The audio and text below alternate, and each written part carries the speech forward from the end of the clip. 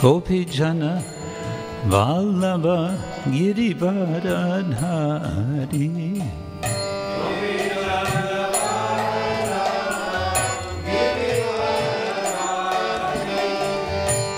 Gopijana Vallabha Girivardhari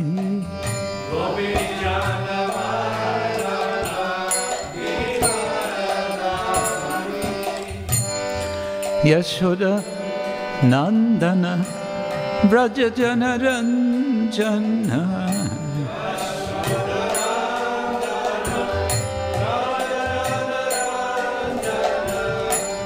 Yashoda Nandana Vrajajana Ranjana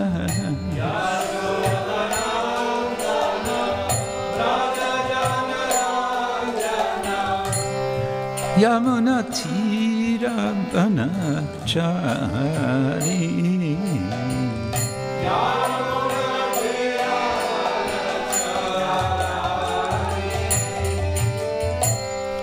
Yamuna Tira Banachari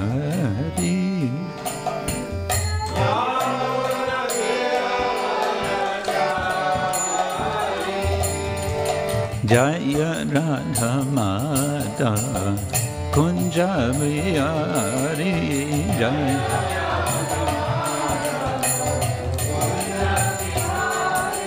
Jaya Radha Madhava Kunja Vihari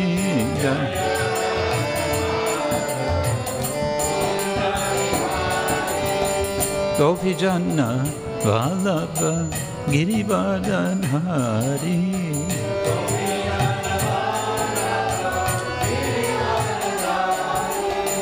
Gopijana Vallabha Girivardhari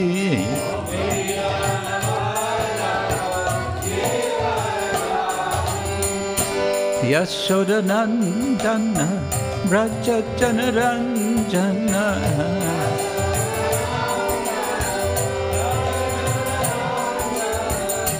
Yashoda Nandana Vrajajana Ranjana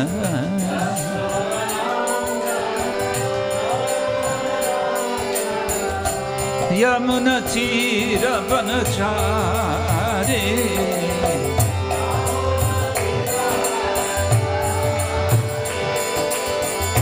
Yamuna Tira Banachari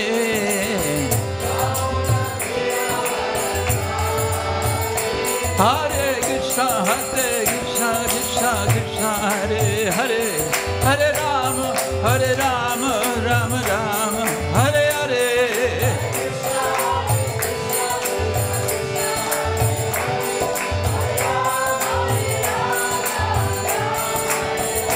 Haribo, Haribo, Haribo, Gora Haribo.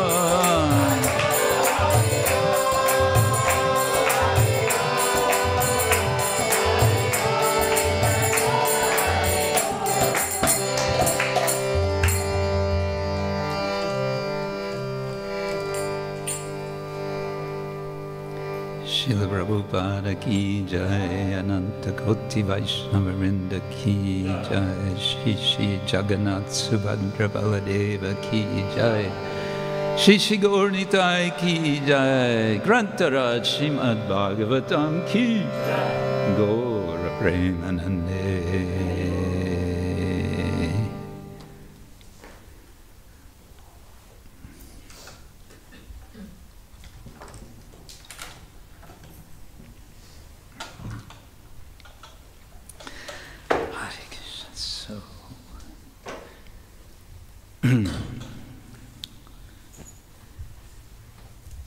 Srimad Bhagavatam ki jai. We have the verse there. Yes. Okay.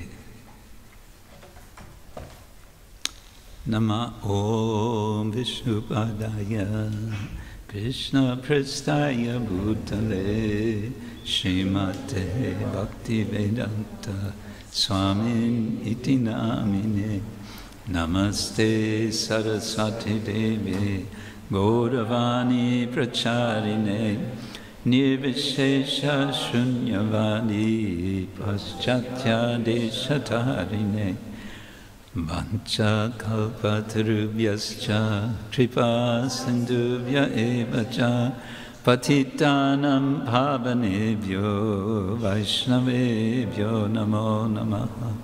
He Krishna Karuna Sindhu Dinabandhu Jagatpate Gopesha Gopika Kanta Radha Kanta Namostute Tapta Kanchana Gaurangi Radhe Vrindavaneshwari Rishabhanu Sute Devi Pranamami Hari Priye Jai Shri Krishna Chaitanya Prabhu Nityananda Shri Advaita Gadadhar Shri Vasari Gaura Bhakta Vrinda Hare Krishna Krishna Krishna Hare Hare Hare Rama Rama Rama Hare Hare.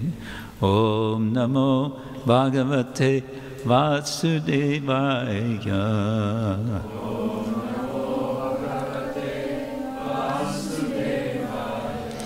Om Namo Bhagavate Vasudevaya.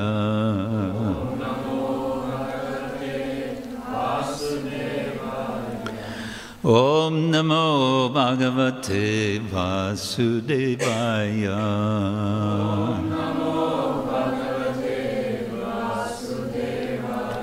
Narayanam Namaskritya Naram Chaiva Narottamam Deving Saraswating Vyasam Tato Jayamudiraye Nashta Prayeshva Vadreshu Nityam Bhagavata Sevaya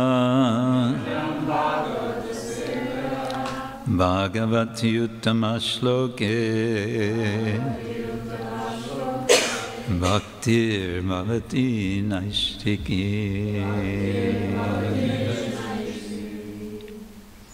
We're reading from Srimad Bhagavatam. How fortunate we are. Canto 5, Chapter 1. The activities of Maharaj Priyavrata. Priyavrata. What would the name Priyavrata mean, do you suppose? Anyone want to guess?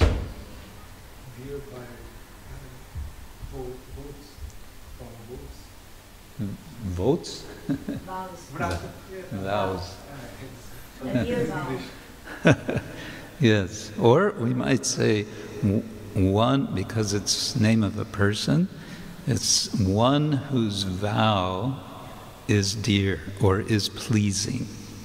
One whose vow is pleasing. So, but we might ask, what vow are we talking about here? So anyway, let's read verse number 17, shall we?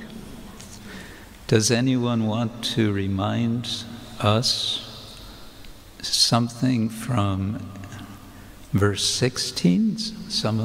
Anyone who was listening yesterday to the class?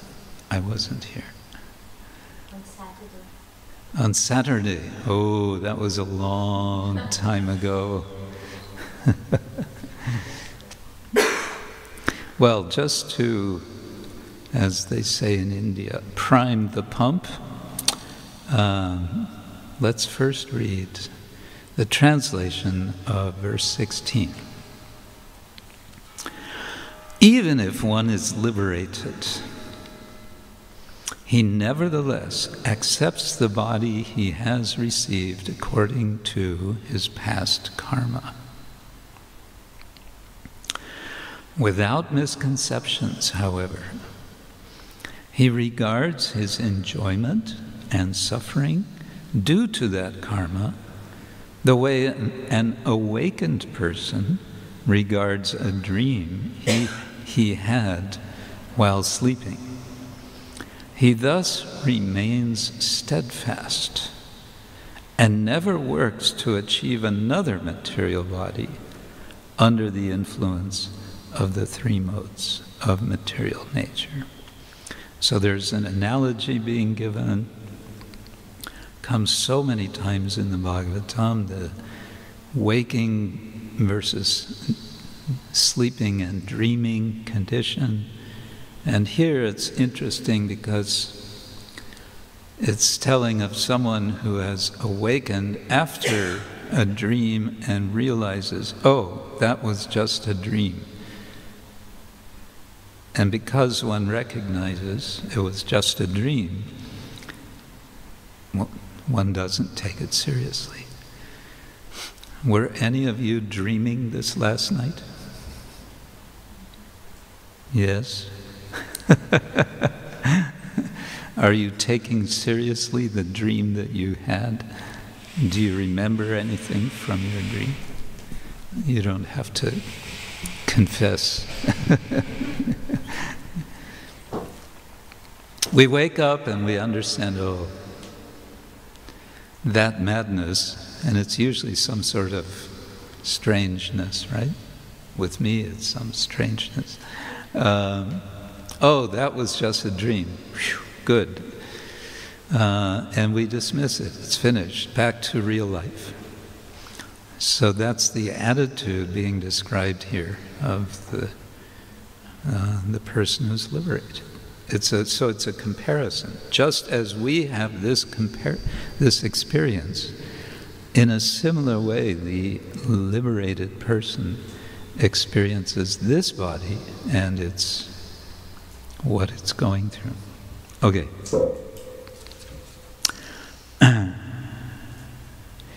So, shall we chant this verse of today, 17?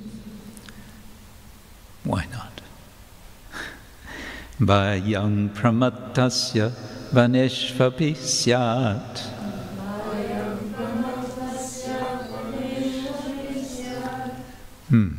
Let's try that again. Bhayam pramattasya vaneshvapi syat. Yata saaste sahashat sapatna.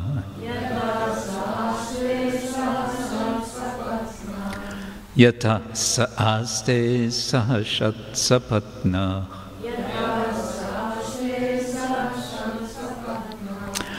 Jitendriyasyatma rater buddhasya.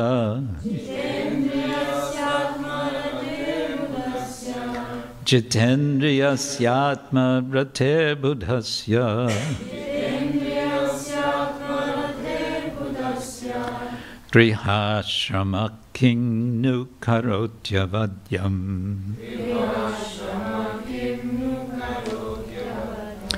Grihashramaking nukarotyavadyam. Others?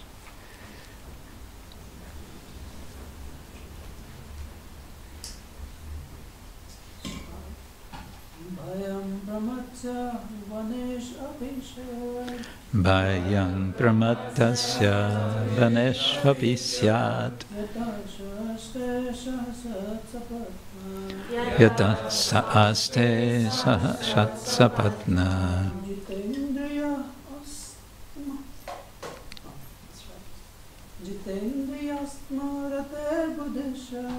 Yatendriyasyatma rater buddhasya.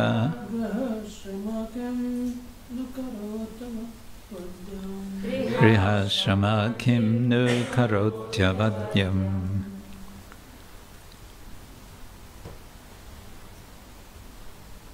Bhayam pramattasya vaneshvapi syat. Bhayam pramattasya vaneshvapi syat. Yata saaste sahashat sapatna. Shatsapatna.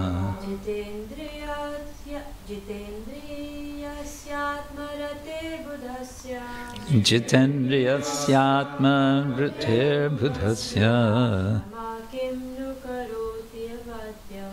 Grihashrama kim nu karotyavadyam.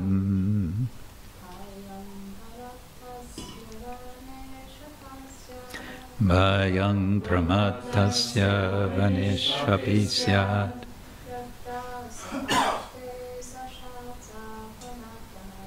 Yata saaste sahashat sapatna.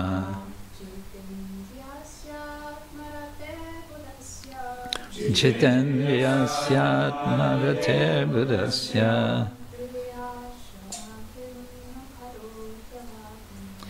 Priyashrama kim nu karotyavadyam.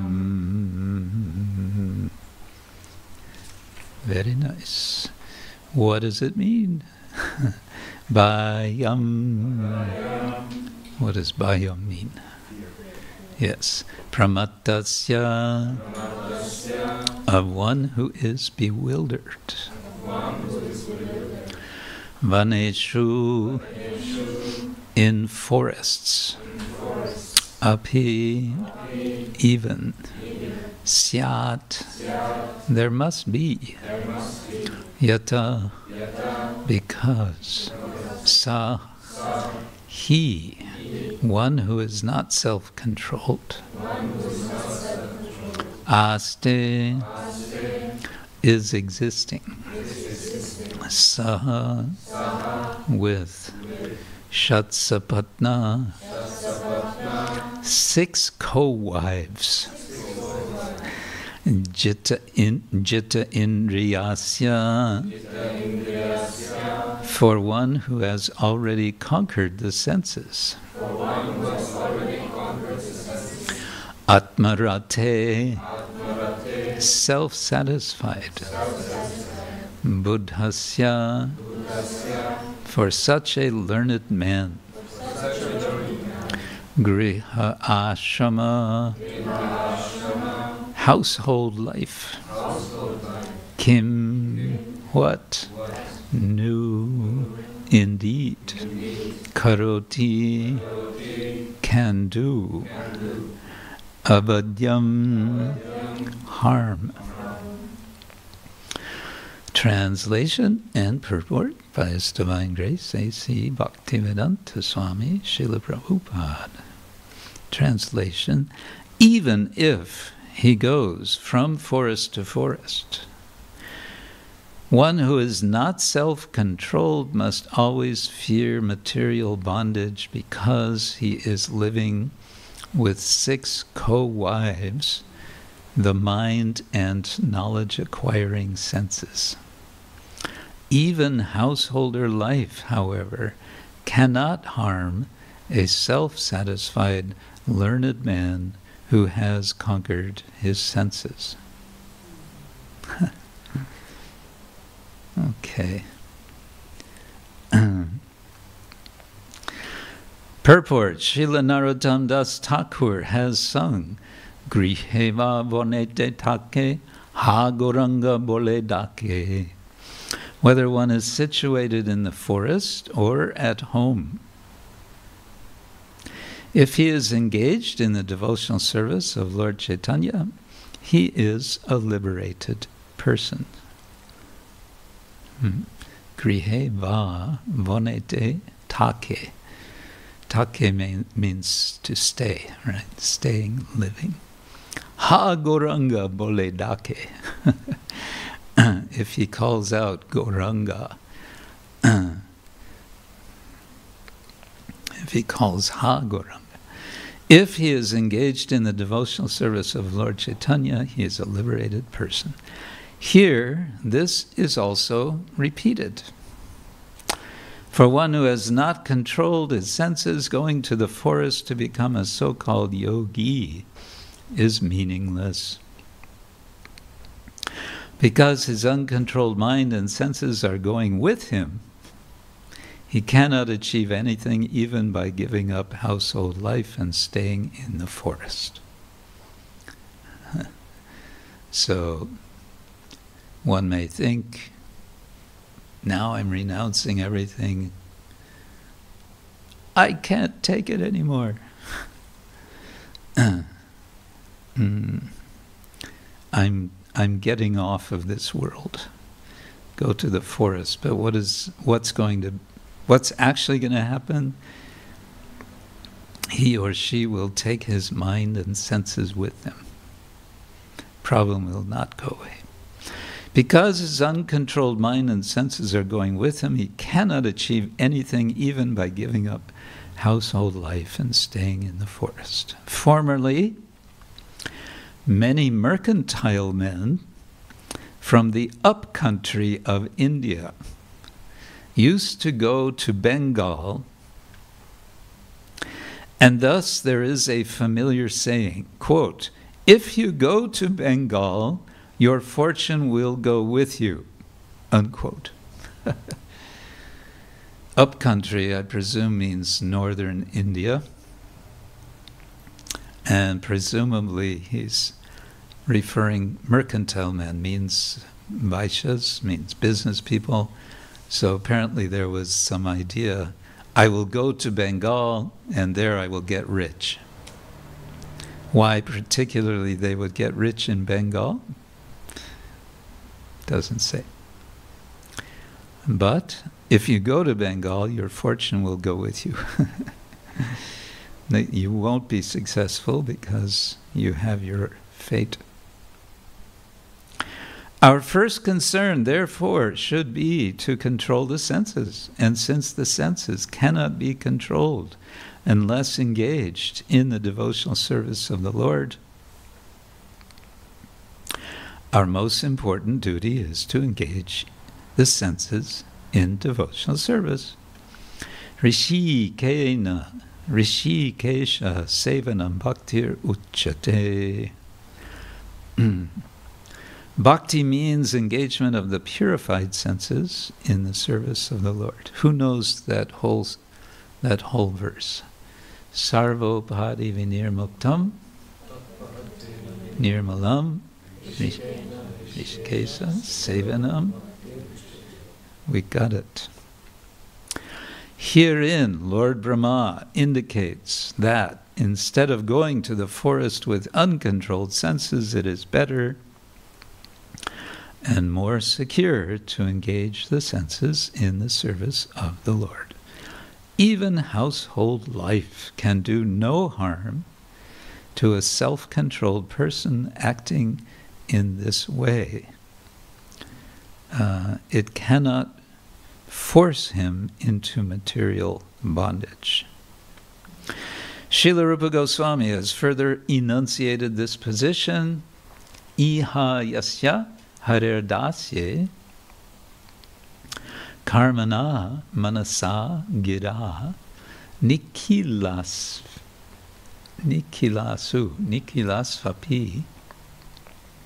avastasu jivan mukta sa uchyate. Regardless, translation, regardless of one's circumstances, if one fully engages his activities, mind and words, karmana manasa gira, in the devotional service of the Lord, he should be understood to be a liberated person. Jivan Mukta.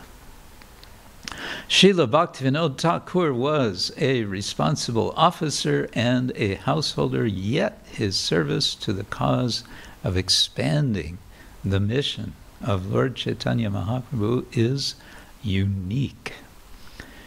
Srila Prabodhananda Saraswati Thakur says, Durdantendriya kala sarpa patali protkata dangshtrayate. The sense organs are certainly our greatest enemy, and they are therefore compared to venomous serpents. However, if a venomous serpent is bereft of its poison fangs, it is no longer fearful. Similarly, if the senses are engaged in the service of the Lord, there is no need to fear their activities. The devotees in the Krishna consciousness movement move within this material world. It's the Krishna consciousness movement, and we move. But where do we move? In the material world. But because their senses are fully engaged in the service of the Lord, they are always aloof from the material world. They are always living in a transcendental position. And so ends Prabhupada's purport.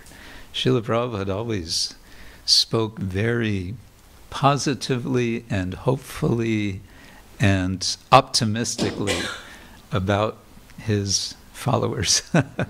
So they're always completely controlled. So, the verse again, Vayang pramattasya vaneshvapisya yata saaste sahashat sapatna jitendriyas yatma rater buddhasya grihashrama king nu karotya vadyam. Even if he goes from forest to forest, one who is not self-controlled must always fear material bondage because he is living with 6 co-wives, the mind and knowledge-acquiring senses. Even householder life, however, cannot harm a self-satisfied, learned man who has conquered the senses. What is the context of this verse? Let's first work on that. As I understand, as I recall from briefly rereading, Lord Brahma is convincing his grandson, Priyavrata, he whose vow is pleasing, Priyavrata. He is convincing him to do what he was not expecting to do. He was expecting to give up everything and, as one would say in general, go to the forest. And he's being called, no, you have a job to do. You should take responsibility in this world. And basically he's saying, don't worry. You're thinking, I need to get away from worldly activities because they will pull me away from spiritual realization. They will drag me down, and I will become a fallen soul. I will be harmed, avadyam. And so his fear, bhayam, is that. And this verse is a reassurance, it seems to me, essentially, a reassurance to him. No, it's okay. You can be in this world. Be a householder. Be a griha. Be one whose ashrama is griha, the acceptance of the house. Prabhupada once said, anyone who lives in a house is a grihasta. Griha means house, and grihasta means situated in the house. So we may be wearing different clothes, but we're all living in houses. But it's a reassurance, and it's given in, as best I can understand, a rhetorical question form. Kim nu karoti avadyam. What can happen to, what can he do that would cause his fall down? He's suggesting that Priyavrata is Jitendriya and Atmarati. It's interesting, actually, both these terms are sort of in one compound, jitendriyasyatmarater. Not in one compound, but they're adjacent. This is this sya ending, and also the er, which is eh, and then it becomes r because of sandhi rule. This is the genitive form. So of one whose indriyas, whose senses, are jitta. Jitta means controlled. Actually, it means conquered. One whose senses are conquered. And atmarati, which becomes atmarate in the genitive. Atmarati. Rati, what does rati mean? Attachment, attraction, yes. So one who is attached, attracted to the Atma, to the self, is one whose senses are controlled. Or you can put it the other way around. One whose senses are controlled has to be one who is attracted to Atma. And the word Atma is always, it's always quite ambiguous. It can mean the soul, it can mean the body, it can mean the mind, and it can mean the soul, the individual soul, or it could mean also Paramatma in many contexts. And in Sanskrit language, you don't have lowercase and uppercase letters like we have in English, also in German. You don't have lowercase, uppercase. We have in many of the translations uppercase Atma, the self, capital S. But it's just, you don't know, actually.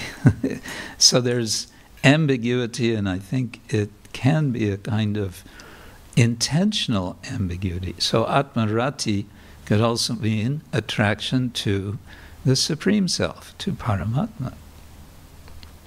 And that's really the point that the verse and Prabhupada's purport is making. It's about attraction to, specifically through the engagement of the senses to the Lord. He's saying there's no question of controlling the senses unless there's engagement in the service of the Lord of the senses, which in Sanskrit is what? Rishikesha, yes. Rishika Isha, the Lord of the Rishikas. Rishikena Rishikesha. So with the Rishikas, Rishikena, doing senses, doing service to the Lord of the senses. That's the process. The problem is described here in the first half of the verse. Payam pramattasya vaneshu api. So even though someone may be trying to run away from the problem, how? By going to the forest and, I don't know, hiding, hiding in the forest. Bhayam, there will be, out of fear he may go, pramattasya, of the one who is pramatta, who's mad. Bhayam pramattasya vaneshvapisya yataha, because of that fear. Sa aste, being sahashat sapatnaha. He is saha, together with sapatna. And sapatna means co-wives, and shat means 6. Not one co-wife, or 2 or 3, but 6. And there's this understanding, there's an implication, when there's co-wives, they tend to be competing with each other. And therefore they may be actually enemies of each other. And so to have co-wives, to be with 6 co-wives means to be with 6 enemies. Not a happy situation. We might be reminded of a verse in the 11th canto. I'm sure you've all thought of it. Bhayang dvitiya biniveshata syat isham ishana petasya viparyayo asmiti tanmaya yato buddha abhajetam bhaktyayikayesham gurudeva ta atma. So Bhayam, it's a very compact explanation of what our problem is in this world. Bhayam, we experience fear. I often tell this story about myself. When I was in college as a young man, I was feeling not so very happy at all about life in general, and I was trying to analyze what is the problem, and I came to the conclusion the problem is fear of death. I understood that just from my inner speculation. And I thought, how shall I overcome this fear of death? And in my young man logic, I thought I should do something. I should face some fear, and in this way, maybe I can overcome it. So what I thought would possibly serve this purpose was to jump out of an airplane with a parachute. So that's what I did.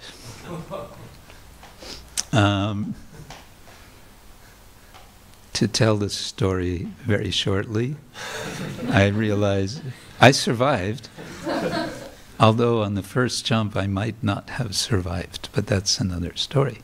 But I realized it didn't work. Yeah. So I gave up that sport. Bhayang dvitiya abhiniveshata syat. Abhiniveshata. One becomes absorbed in what? In apetasya, apeta, in something else than the Lord. Ishat apetasya. Viparyaya asmriti. And so because we forget, what do we forget? We forget the Lord. Have you ever had that experience? No. We're remembering 24 hours a day, right? Tanmaya yato, because of Maya, abhajetam, but bhaktyayikayesham, bhaktya, by devotion, to the Guru. It says, the Guru who is to be identified with the devatas, with the demigods. So by the guidance of the Guru, by the practice of bhakti, this bhaya can be, we can become free from this fear. We can become confident. The other example that Srila Prabhupada gives here from a verse he would quote several times, Durdantendriya kala sarpa patali protkata dangstrayate. So this is Prabodhananda Saraswati, and Kaiva yam narakayate tridasapur akasha pushpayate. It begins with Kaiva yam narakayate. The punchline of the verse is the last line. which is, how does it go? Kaivalyam Shri Shigornitai Jagannath Subhadra Baladev Ki Jai.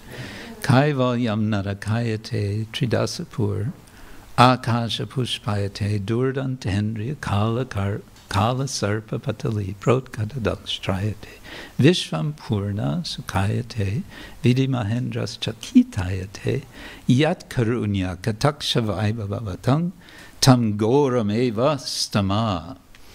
So we offer stama, we offer obeisance, praise to Gauranga Mahaprabhu, whose sidelong glance, Kataksha,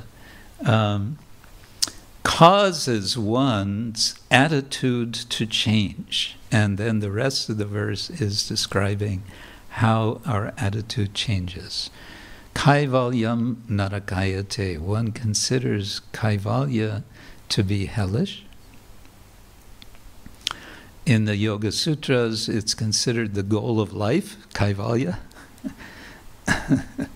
The last of the 4 parts of the Patanjali Yoga Sutras is called the Kaivalya Pada, the section on Kaivalya. So Kaivalyam narakayate, it's hell. No thank you.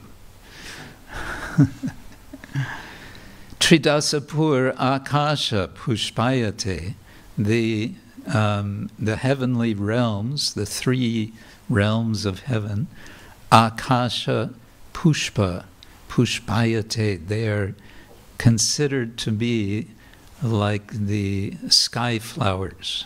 What are sky flowers? Imagination, it's fantasy, it doesn't exist. It's insubstantial. So that's another change, or it's a related change of attitude. And then this line, Durdantendriya Kala Sarpa Patali Protkatadangstrayate. The senses are like the fangs of a snake. If those fangs are broken, the snake still lives, but they've been broken, and therefore they're not dangerous. Pra-utkata, they're broken. Pra-utkata dangstrayate. It's an interesting form of Sanskrit. It's dangshtra means teeth, or fangs, and dangstrayate, causing the teeth to be broken, or causing one to be in a condition of broken teeth, something like that. Yeah. So in other words, there's a change, a significant change. But how is the change coming? That's in Prabodhananda Saraswati Thakur's verse. It's coming in such a nice, simple, sublime, effortless way, simply by the glance of Chaitanya Mahaprabhu. By divine grace, in other words. Now we may say, but here Prabhupada is talking, or the verse is, and then Prabhupada's talking about engaging in this life as a householder, and there's a sense of confidence that there will be no danger because of being a householder. Is that enough, we may ask? And then the answer is no, you have to engage in service. You have to engage in devotional service. And what's the sort of standard traditional devotional service for householders? Give you 3 guesses. Huh? Worship of the deities, yes. I knew I would get this in somehow. No, engaging in the service of the deities. Huh? Charity. Oh, yes, it's true. This is one of the functions of the householder, indeed. Actually, Krishna says yagya, dana, tapa, karma, natyajam karyam. These three activities should not be given up. But he doesn't say by the householders, he says by anyone. Everyone should not give up these three activities. But what I want to say is this suggests making endeavor, making some effort, practicing. Rishikena, rishikena sevaya. How did the verse begin? Sarvopadi vinirmuktam tatparatvena nirmalam. So sarva upadi, all of the upadis, all of the false designations by which we identify ourselves, vinirmuktam, we can be freed from them. How? Rishikena, rishikesha, sevanam. That's the promise. Let's see, I wanted to share, where is it? Here it is. Sometimes I try to make some sort of exploration in what sometimes is called interreligious ideas, interfaith dialogue, but there's also comparative religion, and there's also comparative theology. And I just yesterday came across something which I'd like to read. It's not too long, from a Christian author of the 11th century.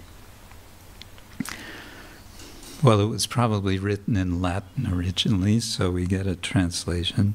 This is from William of St. Thierry, who wrote a short book called The Golden Epistle. Epistle means a letter, or it came to be called that. So, do you want to hear this? We'll see how it goes. He's continuing from an earlier discussion, but we're jumping into, he says, but no vice is natural to man. No vice, no bad activity is natural to man, to human beings. Whereas virtue is natural. Nonetheless, the force of habit deriving from a corrupt will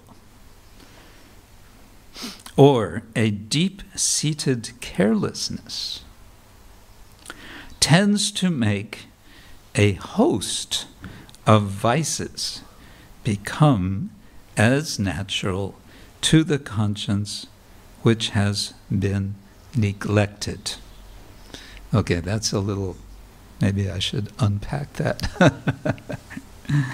He's saying that vice is not natural, but it can become, as it may seem to become natural. Why?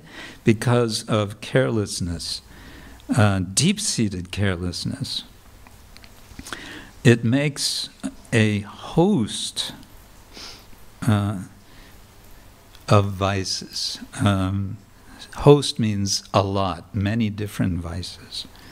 Make a host of vices become as natural to the conscience which has been neglected. As medical men say, habit is second nature. So that seems to have been an old saying.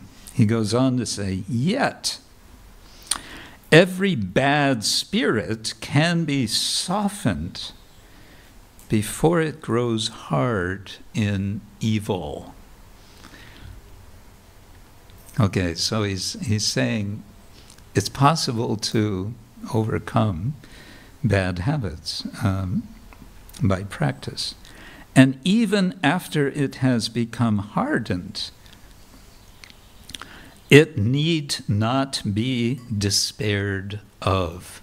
In other words, don't give up hope just because you've got some habit which has become just as if part of your nature.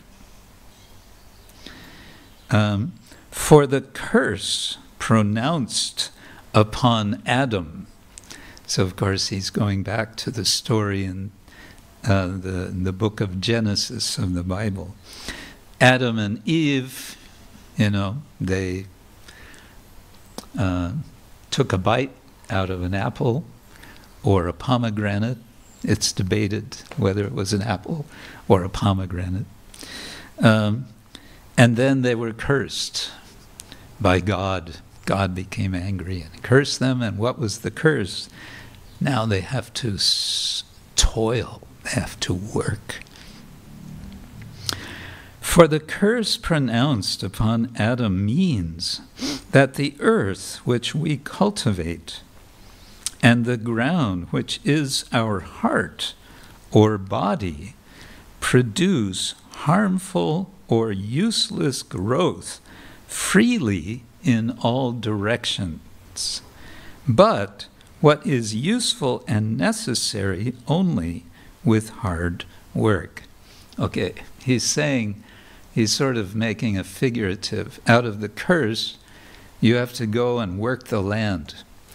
And William of Thierry is saying, well, what we have to work is this body, which grows, if we're not careful, weeds in the form of vices.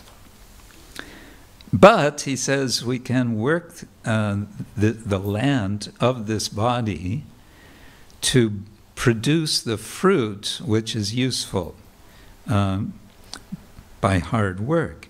And then finally he says, however, since virtue is a product of nature, so virtue, it's natural to be good, he's saying. Since virtue is a product of nature, when eventually it comes into the spirit, it comes not indeed without hard work, yet as to its own proper place. And there it settles down to stay. Nature is well pleased with it, for it knows no greater reward than to be aware of itself in God. Now I lost track myself. What is it? It is, I guess it's spirit. No, virtue. Okay, virtue is the product of nature. Basically, he's saying, as I understand, you have to make some effort to cultivate virtue, and when you do this, it will become natural. And when it's natural, then virtue knows no greater reward than to be aware of itself in God. So it is a consciousness of God. It is pleased, virtue is pleased to be conscious of God. In other words, it becomes kind of self-perpetuating at some point. But it takes effort. Did that make any sense? Sort of, yeah. Well, maybe put in a simpler way by Krishna in Bhagavad Gita, Vishaya vinivartante niraharasya dehina rasavarjam rasopyasya param drishtva nivartate. Yes. Vishaya vinivartante, refraining. Vinivartante. It means making some effort with regard to the sense objects, to avoid, to be careful, to control. Niraharasya. dehin, of one who's embodied. That's us. Rasa varjam, one gives up one may put aside the taste. Rasa api, even though there is a taste. The taste is there. One of my sannyasi godbrothers was asked before he took sannyas by Srila Prabhupada, you are attracted to women? And my godbrother, sannyas godbrother, said, no, he said, you're not attracted to women? And my godbrother said, I'm very attracted to women. That's why I avoid them. And Prabhupada said, okay, you can take sannyas.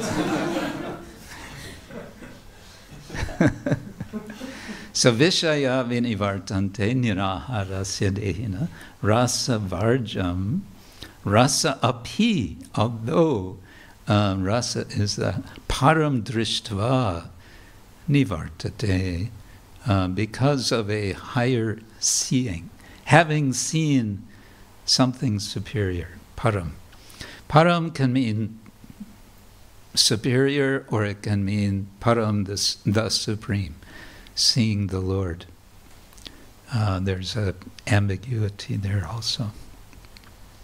Param drishva nivartate, then he is controlled. So, like that, no fear for such a person. Bhayam is not there, and grihastha ashram recommended. Prabhupada in that famous purport in the 8th canto, where Gajendra is, struggling with the crocodile who was Hu in his previous life.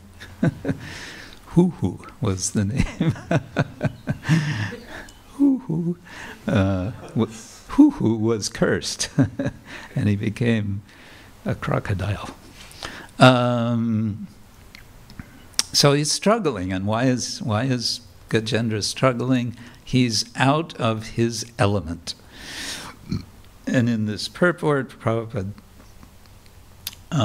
recommends that one get into one's proper ashram element for fighting with Maya, so that one will be successful in the fight.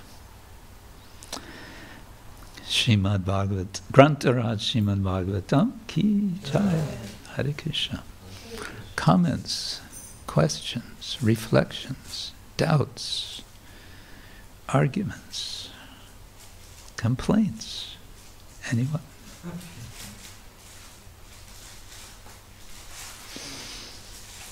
Yes.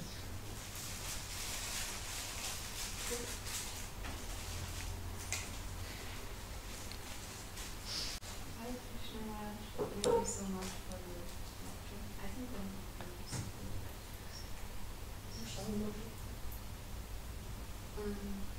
so my question was that usually we think that also actually what I understood is that if we are really self-controlled, it's no problem to enter Grihastha ashram. But usually we have the perception that actually if we are controlled and everything, we don't have to enter because it's not attractive anymore. So Yeah. how to see that, actually we have to qualify ourselves to enter, but then if you're qualified, you better not. Yes. There's a bit of a paradox there, which you have very accurately pointed to. The context of the Bhagavatam, of course, if Lord Brahma tells you you should get married, and you may say, no, but I have no attraction, I don't want. No, you should get married. Why? Because you should have a family. The concern here is for praja. It's and there's it seems like a few times in the Bhagavatam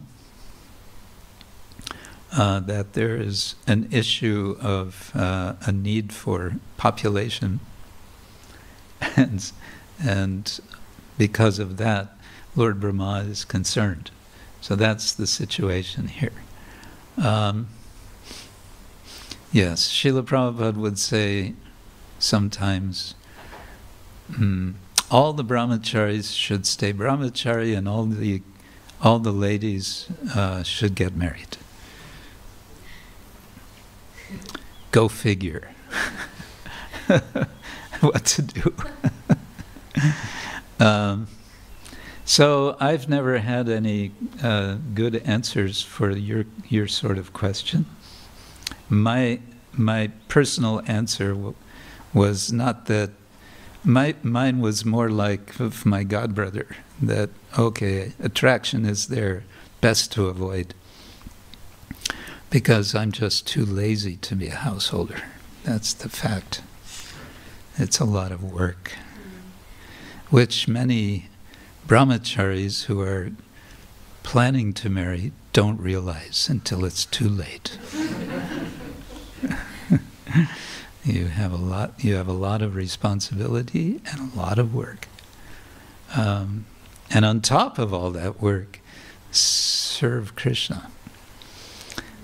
Good luck.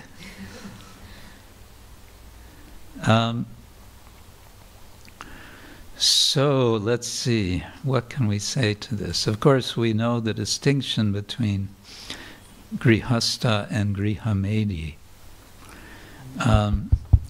Srila Prabhupada many times recommended which is the main to someone, to a male devotee, that if you cannot manage as a brahmachari,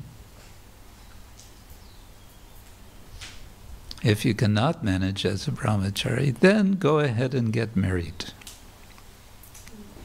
And the idea, but then we may well ask, as you have asked, so then that means that it suggests that the brahmachari is not self-controlled, and therefore the life as a grihastha is not going to be as it should be. And we might say, indeed, that's the unfortunate reality in more cases than we would like to admit. So how is this, and what is to be done? Indeed, what is to be done? We may long for a culture in which there are extended families and in which householders are controlled not just from within, but also from without, from the society, from their extended family. I've read or heard, I think I read this, that in the extended family the system was, if there is a quarrel between the husband and wife, then the men of the family sort of take the husband aside and coach him, and the women of the family take the wife aside and coach her, and they sort it out in that way, so that the marriage will continue, because it's understood. The priority is this marriage has to continue, because if this marriage would come apart, then it's tearing apart the whole family, the whole society, and that we cannot have that. So, in a sense control goes on from within, ideally, but if not from within, it will go on one way or another from outside. That's also expressed, Prabhupada explains the word Shastra and Shastra with short A are related in the Sanskrit verbal dhatu of Shas. The Shas dhatu means to control. And so if one is not controlled by Shastra, one will be controlled by Shastra. Shastra means weapon, or more broadly, just physical force, or some kind of external force. So in other words, to be a Vaishnava is to accept the rule, the control of Shastra. And Krishna says in the Bhagavad Gita, how does he say? Na Shastra vidim utsrija vartate kama karata. Na yat syat, and I never learned the second half of the verse. Now I hear it from 5 corners and I don't hear any of it. What is it? Yes. Na siddhim, na sukham, na param gatim. Right. We got it, more or less. Yeah, so Krishna emphasizes there has to be following of Shastra. So I think part of the answer to your question is the householder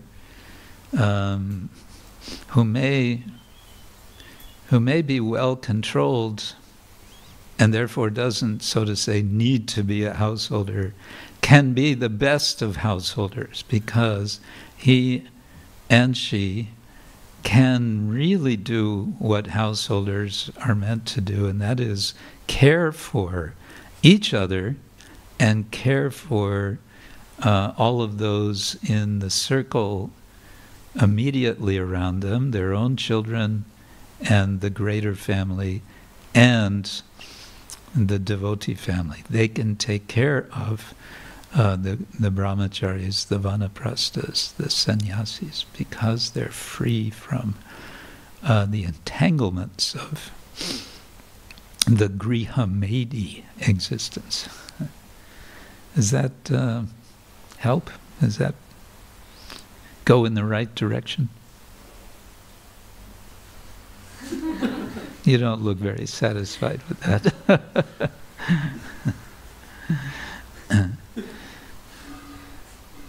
Something more?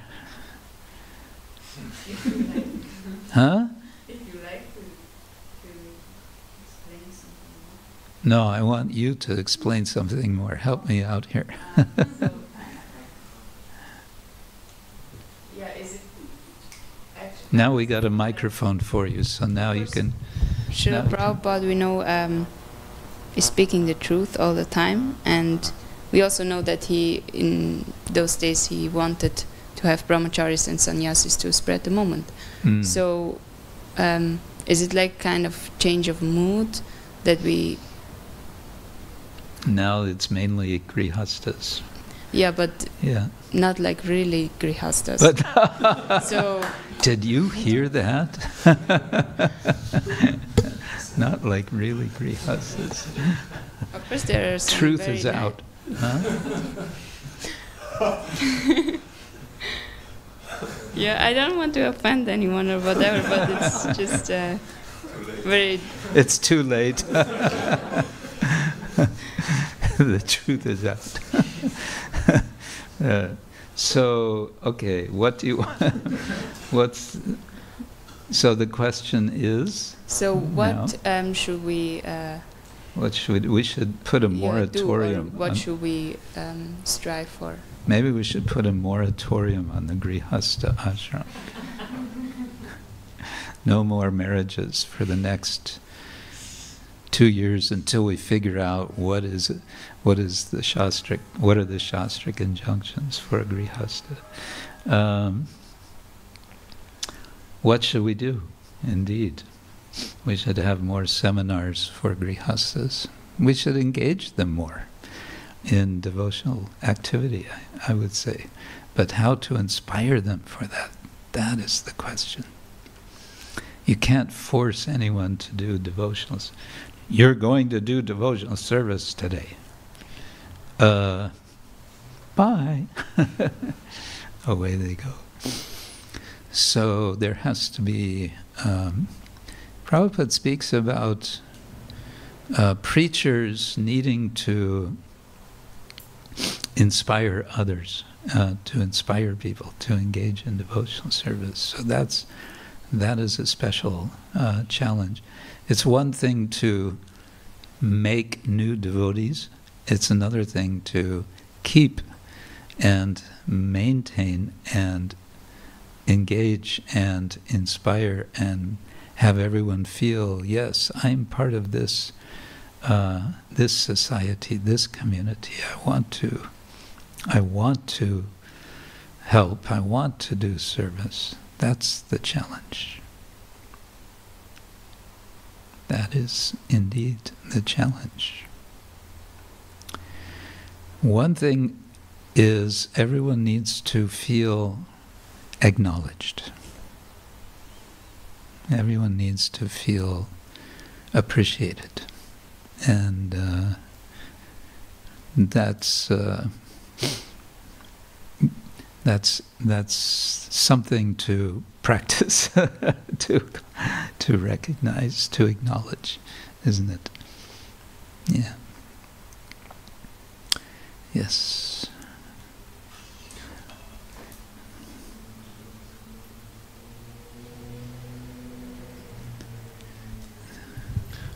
Thank you, Marge. I have a follow-up question to what you just said.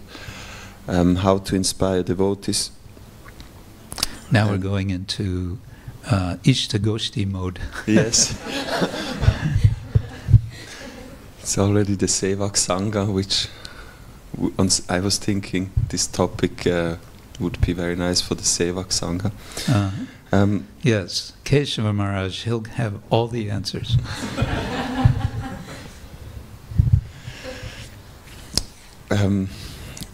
I was just remembering one incident I had where we had some program with the larger community, and it seemed to be quite inspiring program. We had some senior devotees and there was some nice katha, and after the program few devotees, they came up and told me that wow, they are so inspired and from now on they will come regularly. And then they didn't. And they didn't. People have... We Homo sapiens have short memories, especially in this age. No, go ahead. So this was a typical example of how inspiration can be ignited from an external thing, from some katha association. But then my question is, we also know that we, in our sadhana bhakti, we try to, by our practice, we try to cultivate the inspiration internally. And to me it seems that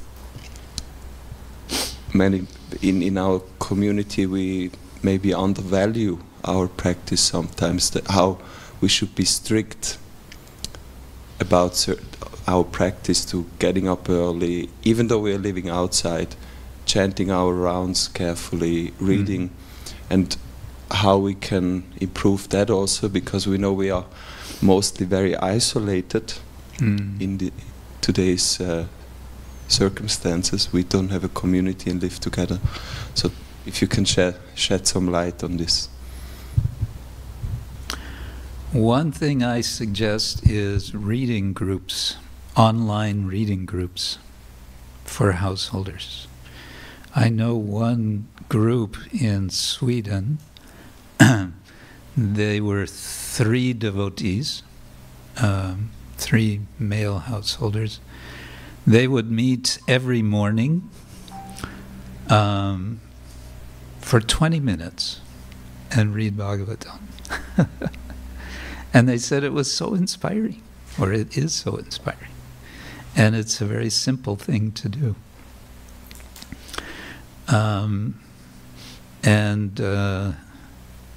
Because it's reading Bhagavatam, or it can be another book, it's connecting immediately with Shastra.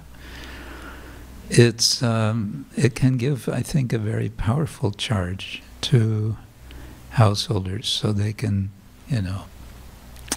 put everything in perspective for the day.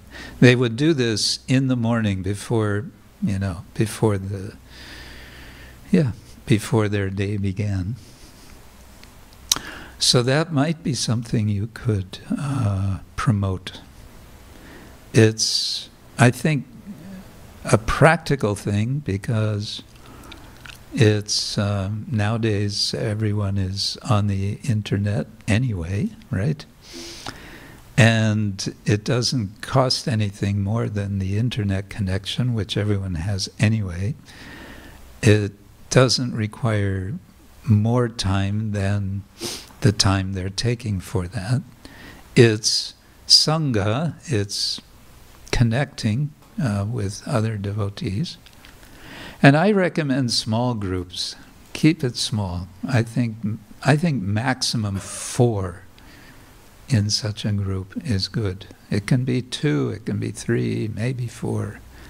And of course there will be days when one or another cannot join. That's okay. I'm in a reading group. We're meeting only once a week because of our different schedules, because we're in 3 parts of the planet, or four parts. One is in Japan, one is in Finland, I'm in Europe mostly, and one is in America. And we're reading Bhagavatam, but we're reading Sanskrit commentary of the Bhagavatam. So we're kind of working on it. These 3, other than me, are better in Sanskrit than I am, so I'm getting most of the benefit. But it's very nice. It's so sweet. We're reading Sanatana Goswami's commentary now to Bhagavatam, Canto 10, Chapter 1. And yeah, it's a lot of fun.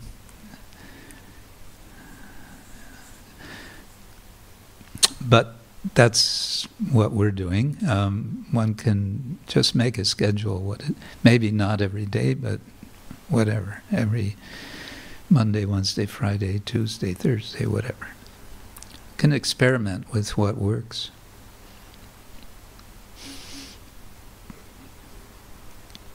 And then there can be, I don't know, how to keep that going. There can be maybe different ways of reporting, and devotees saying, giving announcement, yes, we did it for a whole month, Haribol. I don't know. Rewards, gold stars. When I was a kid, my brother and I would get rewards from our parents for, taking out the garbage and washing the dishes. We would get these stars on a chart. We were so unmotivated, they had to do something.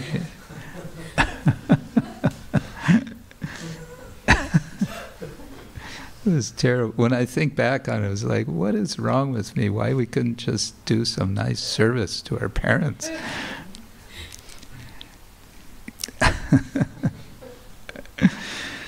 So that's one thought that comes to mind. Maybe that's enough for today.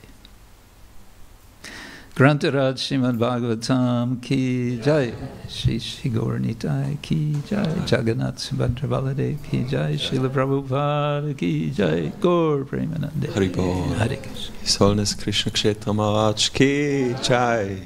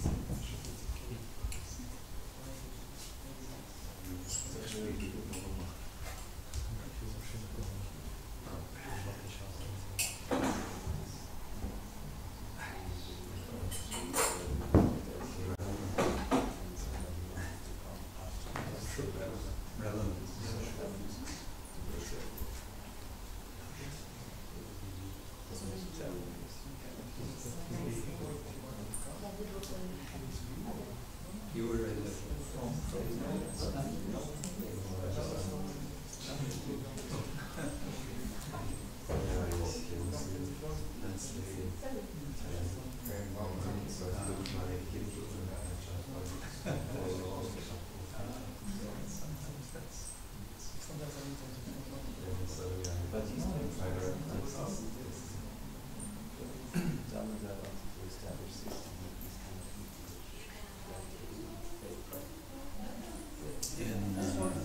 Sometimes I visit Chennai in South India, and they told me that at that time they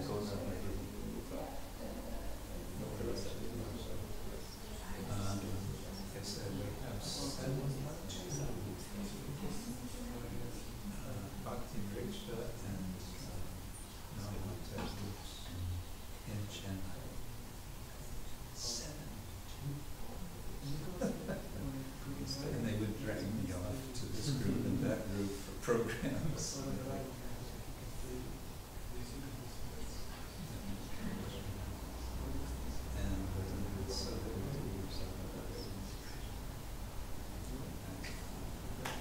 that's India.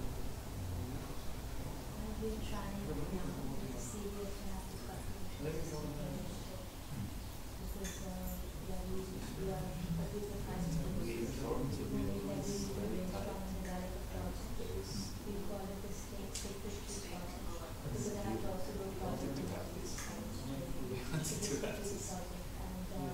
we have some senior devotees also who are teachers, and the Balaji study basic education, but also like an online seminar.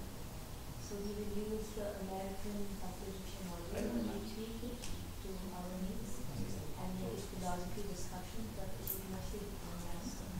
And someday we will go into each other's homes and sometimes basic communities, because now I am doing it and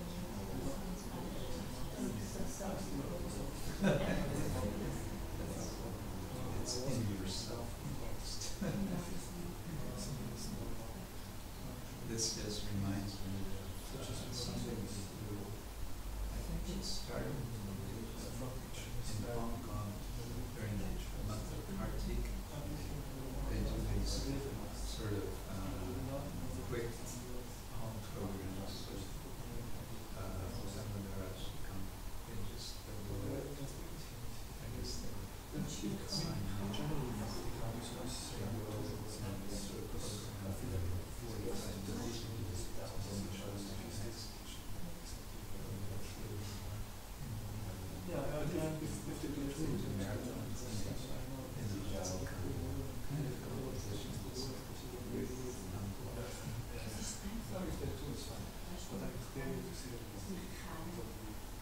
That works with Indians. Hong Kong. But they do another thing in Hong Kong, which is quite amazing.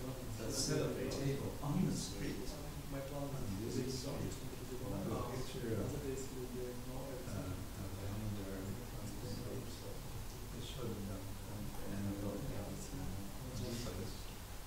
and they'll stop people coming. They get people on the street, they explain to you, this is good for you. Chinese people are all about doing something to get something. So it's all kind of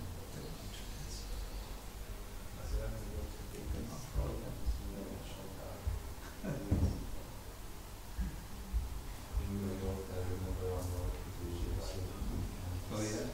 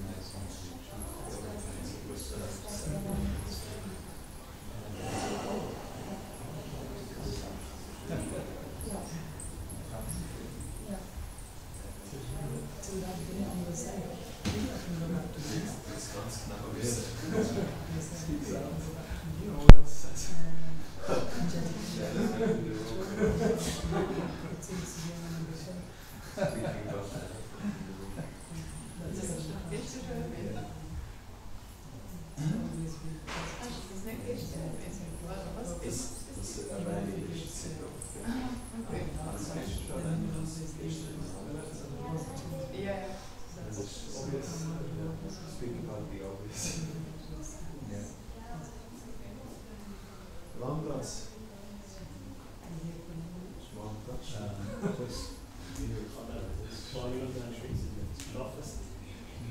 Was jetzt?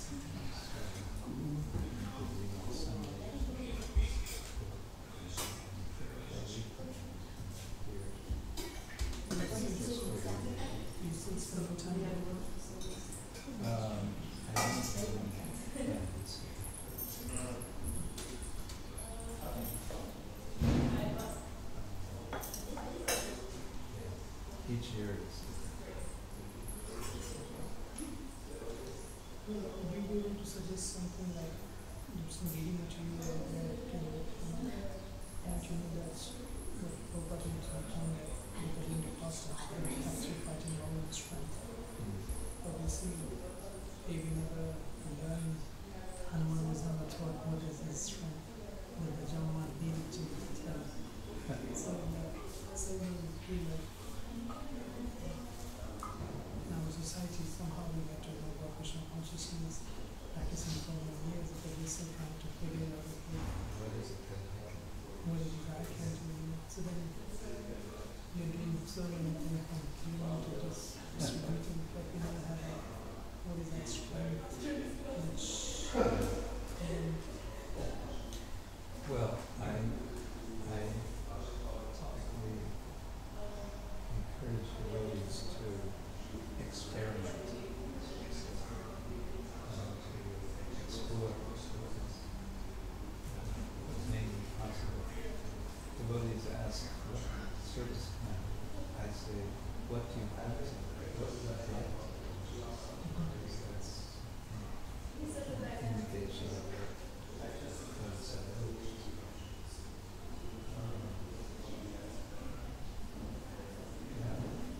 my inclination has developed and engaged a fair amount in writing some academic writing in particular.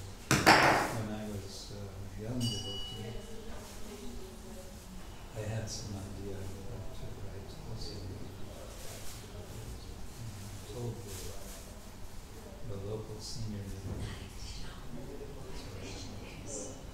His answer was, forget it. Just forget it. You're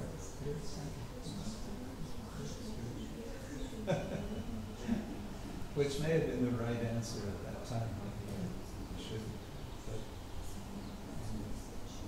I'm sort of,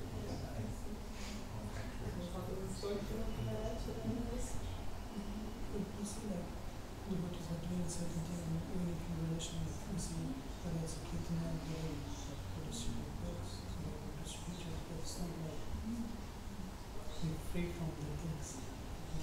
While we're in the street, okay, we are strong. We can't be in the street from else. yeah.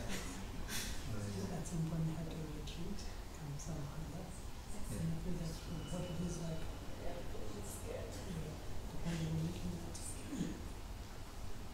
we are in strength, we fight, and we are big strong concept, and we come back home and feel like okay, there is this concept you can see. It's not unsearchable. So there's no concept, it's always there at some point. Maybe we do that because people have to come with the time. So I think time is blind. Utsaha nischaya dharya tattva karma pravartana. Yeah, my experience also. I'm getting older now, but I get a little sense of what it means to be a bit self-controlled. Be a little out of focus.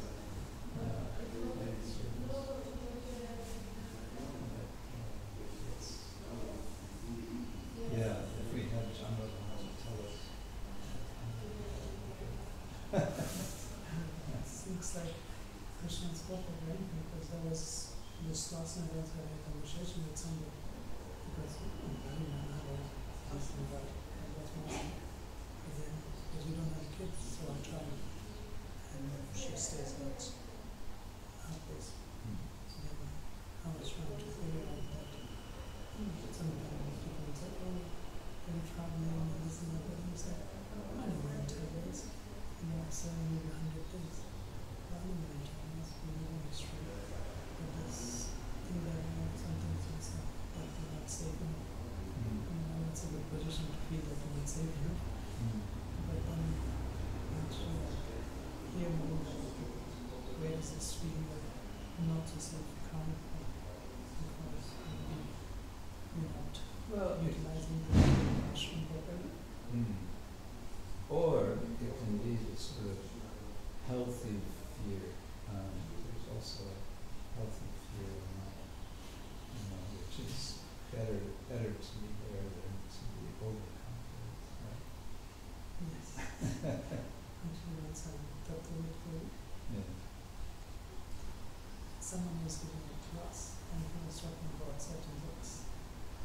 And then after the whole class, then I told that the purpose was not to continue. I asked him, when I'm about to read the book, I feel like, should I read it? You think I should read this book? He said, I read it 35 times. I'm like, maybe I should read it, because it's good to be in the fear to not have, to not read something of various things. So, sometimes it's good to have a healthy fear. Yeah. In English, they have an expression to be a God-fearing person. So, anyway, I think from what you say, it sounds like it's a healthy fear. Yeah.